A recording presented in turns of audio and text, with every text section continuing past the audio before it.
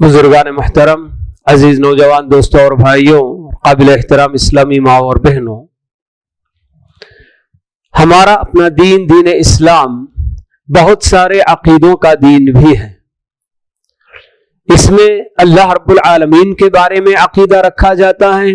मलाइका के बारे में, अंबिया और रसूलों के बारे में, अल्लाह ताला की उतारी हुई किताबों के बारे में हमें अकीदा रखना है। तो वहीं आखिरत पर भी हमारा अपना ईमान और अकीदा होता है। आखिरत को माने बगैर कोई मोमिन हो ही नहीं सकता, बल्कि ईमान के जो अरकान 6 बताए गए, अल्लाह पर ईमान लाना, मलाइका पर, अल्लाह ताला के रसूलों पर, अल्लाह ताला की उतारी हुई किताबों पर, आखिरत पर और अच्छी बुरी तकदीर पर, इनमें से किसी भी चीज का अगर कोई मुनकिर हुआ तो वो मोमिन नहीं हो सकता। लेकिन आखिरत का ये अकीदा जो अल्लाह रब्बुल आलमीन ने हमें जा बजा कुरान करीम की आयतों के अंदर बताया है, वो इसलिए कि अल्लाह ताला ने हम इंसानों को जो पैदा किया तो हमारे लिए दोनों रास्ते अल्लाह ताला ने बता दिए, खैर का रास्ता भी और शर का रास्ता भी, और हमें आजादी भी दे दी कि आप जिस रास्ते पर चाहें चल सकते हैं, मगर हर रास्ते का अंजाम क्या होगा वो भी हमको बता दिया गया। लेकिन इंसान की फितरत मलाइका की फितरत से बिल्कुल अलग है। मलाइका तो वो मखलूक है, अल्लाह ताला के वो मुकर्रम और मुहतरम बंदे हैं जो कभी अल्लाह ताला की नाफरमानी नहीं करते। ला यासून अल्लाह मा अमरहुम व यफअलून मा युअमरून, ये अल्लाह ताला ने उनके बारे में बताया कि मलाइका वो मखलूक है जो अल्लाह ताला की कभी मासियत नहीं करते, एक रत्ती बराबर भी अल्लाह ताला के हुक्म के खिलाफ कोई काम नहीं करते। लेकिन हम इंसान और जिन, ये दो ऐसी मखलूक हैं जो अल्लाह ताला की नाफरमानी करने में जरा भी बिल्कुल जरा सोचते भी नहीं कि हमारा अंजाम क्या होगा। तो हम इंसानों को सीधे रास्ते पर रखने के लिए जो अल्लाह ताला खुद बेहतर जानते हैं, तो इसलिए अल्लाह ताला ने अल्लाह ताला पर ईमान रखने और आखिरत के दिन पर ईमान की भी बात अल्लाह ताला ने ईमान के बुनियादी अकीदों में दाखिल कर दिया कि ये ऐसी चीज होती है कि इंसान अगर वाकई इसे अपने दिल से तस्लीम करता है और जब जब अपने जहन में इसको ताजा करता है तो यकीनन वो अपनी बहुत सारी बुराइयों से, बहुत सारी गलतियों से तौबा करने के लिए जरूर जो ना आगे बढ़ेगा। इसीलिए कुरान मजीद में, बल्कि अल्लाह ताला ने, अल्लाह के नबी सल्लल्लाहु अलैहि वसल्लम ने कई हदीसों के अंदर किसी बात पर उभारना या किसी काम से रोकना होता है तो ये अल्फाज इस्तेमाल करते हैं कि मन कान युमिनु बिल्लाहि वल यौमिल आखिर, कि जो अल्लाह पर ईमान रखता हो और आखिरत पर ईमान रखता हो तो उसको ऐसा करना चाहिए, ऐसा नहीं करना चाहिए। ऐसी बहुत सारी हदीसों के अंदर आपने बताया, मगर 2 ही चीजों का तज़किरा किया गया। क्यों? क्योंकि हमें मालूम है कि जब अल्लाह पर ईमान का मतलब क्या होता है, अल्लाह ताला की तमाम सिफात पर भी ईमान। और अल्लाह ताला क्या अपनी सिफात बताता है? अल्लाह ताला अलीम है, अल्लाह ताला खबीर है, अल्लाह ताला जो ना हकीम है, और अल्लाह ताला बिल्कुल जो ना क्या अजीज है, और वो जो ना इंतकाम भी ले सकता है। बहुत सारी सिफात अल्लाह ताला ने हमें बताई है। तो इसका मतलब ये कि अल्लाह ताला देख रहा है, सुन रहा है, सब अल्लाह ने बताया। समी है, बसीर है, अल्लाह ने बताया। क्यों बताया ये सब? ताकि हम अल्लाह ताला से सही मानों में जिसे डरना चाहिए वैसे डर सके कि भाई मैं कोई भी काम ये गलत कर रहा हूं, मेरा अपना ज़मीर खुद गवाही देता है कि ये गलत मैं कर रहा हूं,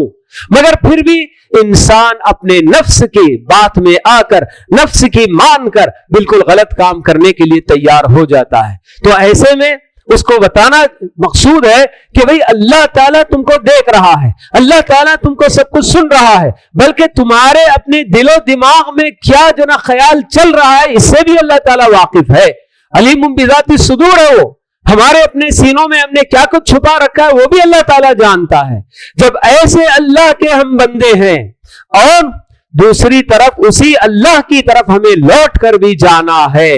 आखिरत के ईमान में सबसे पहले ये ईमान दाखिल होता है कि हां, मरने के बाद फिर हमें दोबारा उठाया जाएगा।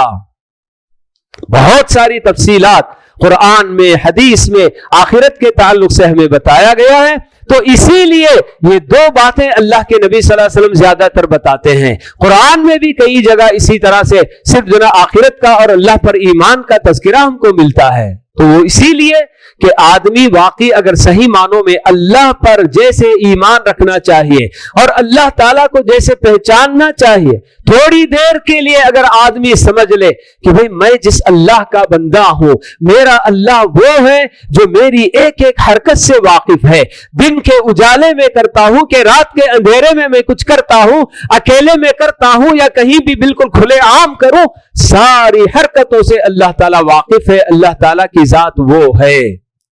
تو یہ آدمی کو جو کہ رونگٹے کھڑے کر دینے والی بات ہوتی ہے. جب بھی وہ کوئی برائی کرنا چاہے اور اس کے سامنے اللہ تعالیٰ کی یہ صفت آ جائے تو یقیناً بندہ اپنے آپ کو بچائے گا, روکنے کی کوشش کرے گا. اور ویسے ہی آخرت کا عقیدہ بھی ہے کہ آخرت کے عقیدے میں سب سے پہلے انسان کو اپنی موت یاد آتی ہے کہ ہاں یہ پہلی منزل ہے. آخرت کی سب سے پہلی منزل قبر ہے, اور قبر میں جانے کے لیے کسی کو زندہ تو نہیں دفنایا جاتا ہے, بلکہ مرنے کے بعد انسان کو قبر میں دفنایا جاتا ہے. تو مرنے کی اپنی موت کو, اسی لیے اللہ کے نبی صلی اللہ علیہ وسلم موت کے بارے میں بتاتے ہیں کہ یہ لذتوں کو توڑنے والی چیز ہے. آدمی چاہے کتنی بھی لذت میں کیوں نہ ڈوبا ہوا ہو, جی شراب کا نشہ, عیاشی, لڑکیاں, جو جس طرح کی بھی برائیاں وہ کر رہا ہو, لیکن اگر اسے اپنی موت یاد آ جائے کہ میں اسی حالت میں اگر مر گیا تو میرا کیا ہوگا, آدمی ان سب برائیوں کو چھوڑ کر باہر آنے کی کوشش کرے گا اور اپنی ساری لذتوں کو دھری رکھ چھوڑ دے گا. ویسے اسی لیے کہا جاتا ہے موت کو کہ یہ موت ہادم اللذات ہے, لذتوں کو توڑنے والی, تتر بتر کرنے والی چیز ہے. پھر اس کے بعد قبر کا مرحلہ آتا ہے. قبر کی ہولناکیاں ہمیں بتائی گئی کہ ہر انسان کے ساتھ اس کے قبر میں ویسا ہی معاملہ ہوگا جیسا کہ اس نے اس دنیا میں اپنے اعمال کیے ہوں. کسی کے حق میں قبر یہ جنت کی کیاریوں میں سے ایک کیاری, جنت کے باغات میں سے ایک باغ ثابت ہو سکتا ہے, یا پھر جہنم کے گڑھوں میں سے ایک گڑھا بھی بن سکتا ہے. تو یہ سب ہمیں باتیں بتائی گئی ہیں. تو یہ آخرت کا عقیدہ اتنا اہم عقیدہ ہے کہ اسی لیے قرآن مجید کے ایک ایک صفحے میں آپ دیکھ سکتے ہیں کہ ہاں آخرت کا کسی نہ کسی حوالے سے ضرور تذکرہ آپ کو نظر آئے گا. کوئی صفحہ شاید ہی قرآن کا آخرت کے تذکرے سے آپ کو خالی ملے. تو اللہ تعالیٰ خود جب اتنا زیادہ آخرت کے بارے میں اپنے کلام میں تذکرہ کرتے ہیں تو ہماری بھی اپنی یہ ذمہ داری ہے کہ بار بار آخرت کو ہم یاد کرتے رہیں, آخرت کے بارے میں بیانات ہوتے رہیں, خطبات ہوتے رہیں. تو یہ آپ یہ مت سوچئے کہ یہ پرانی چیزیں ویسی بار بار دہرائی جا رہی ہیں. ہاں جی ہاں دہرائی جاتی ہے, لیکن کیوں؟ اس لیے کہ ہمارے اوپر غفلت کے دبیز بڑے موٹے موٹے پردے پڑ جاتے ہیں ہماری اپنی عقلوں پر اور ہمارے اپنے دلوں پر,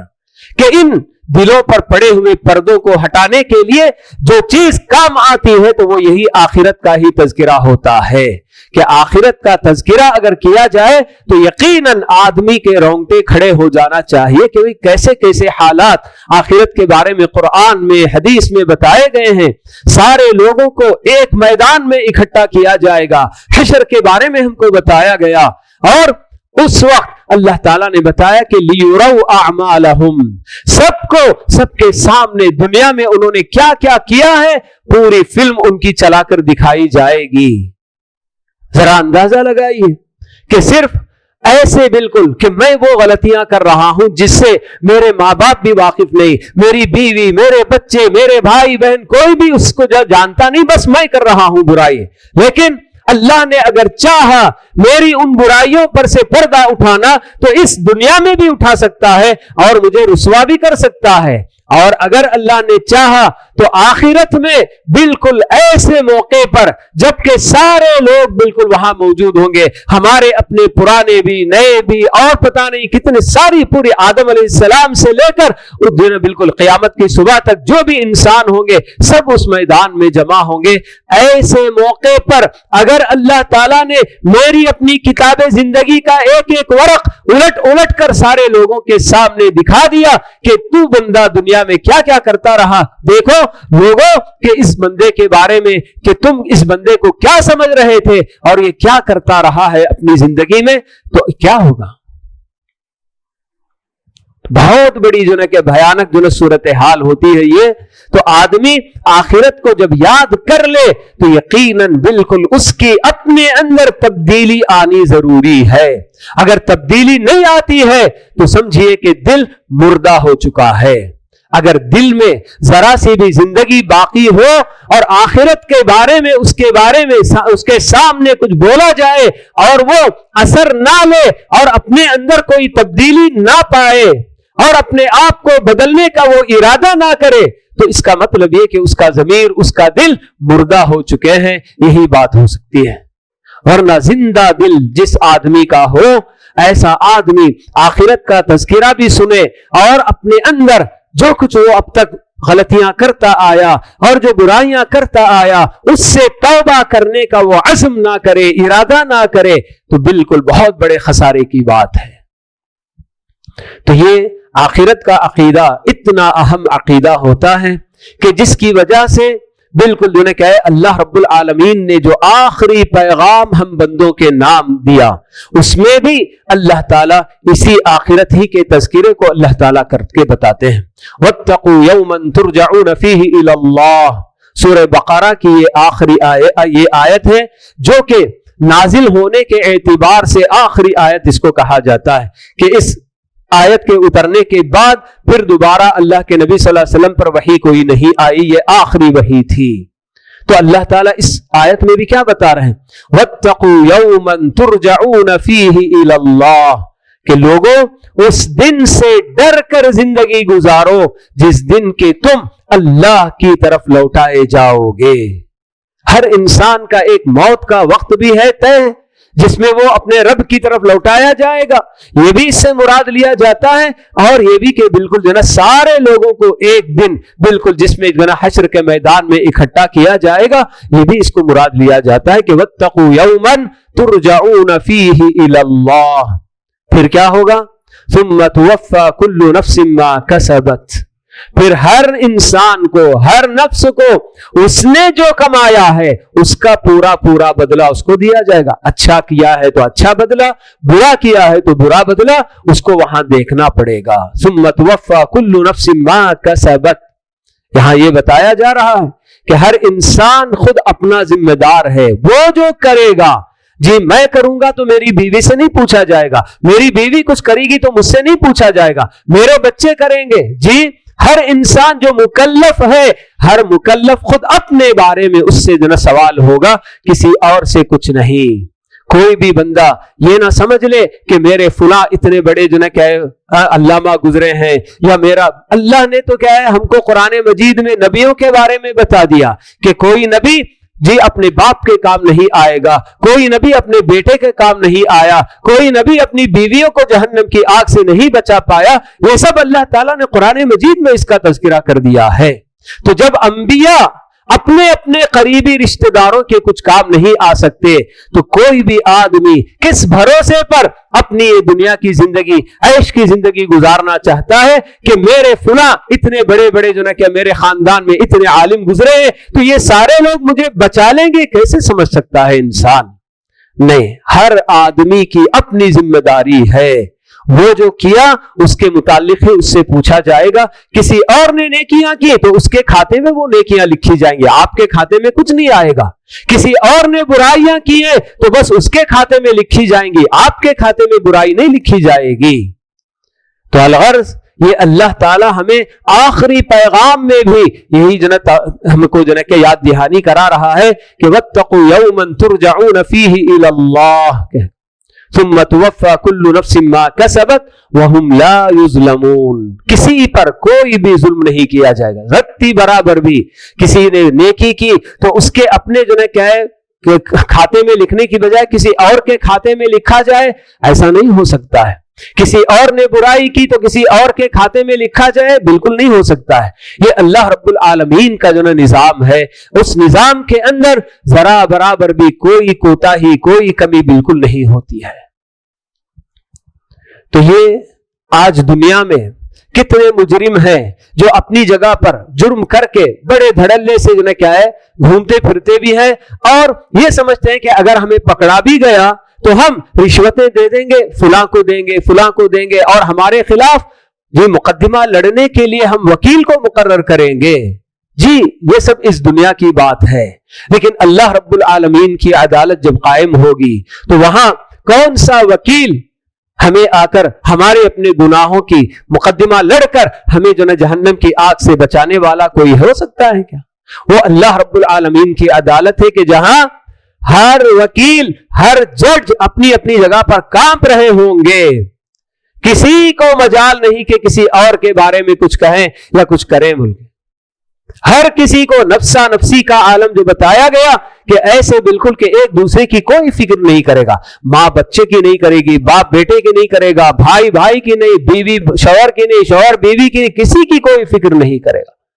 یوم یفر المرء من اخیہ وامہ وابیہ وصاحبتہ وبنیہ, یہی اللہ تعالیٰ بتاتے ہیں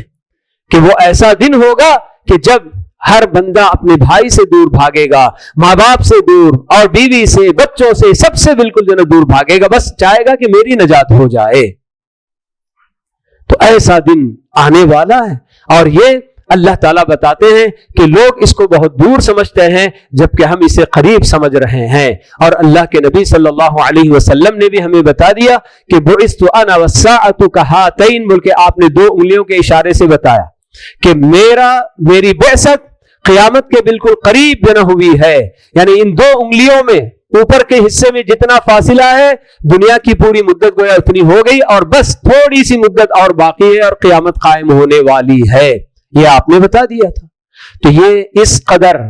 قیامت پر یا آخرت پر ہمارا اپنا ایمان جیسے مضبوط ہونا چاہیے ویسا نہیں ہوتا ہے. تو اسی لیے ہم ہماری اپنی دنیا کی زندگی میں ہمارے اپنے جو نے کیا خواہشات کے پیچھے بھاگتے ہیں, اور اللہ تعالیٰ نے جو طریقہ زندگی گزارنے کا متعین کیا ہے اسے چھوڑ کر اپنے طور سے طریقہ جو نا اپنا لیا کرتے ہیں. یہی بات اللہ تعالیٰ ہمیں بتاتے ہیں کہ ان الذین یضلون عن سبیل اللہ لہم عذاب شدید,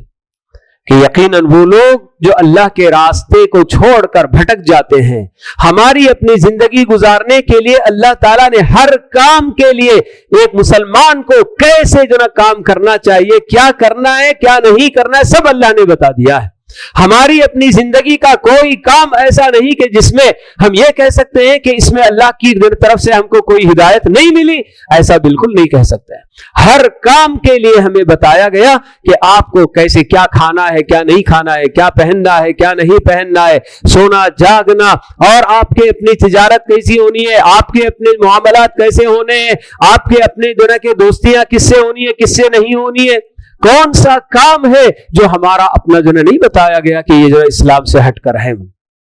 تو اللہ بتاتے ہیں کہ جو لوگ اللہ تعالیٰ کے راستے کو چھوڑ کر بھٹکتے ہیں ان کے لیے بہت ہی سخت عذاب ہے. ان الذین یضلون عن سبیل اللہ لہم عذاب شدید. آخر یہ کیوں؟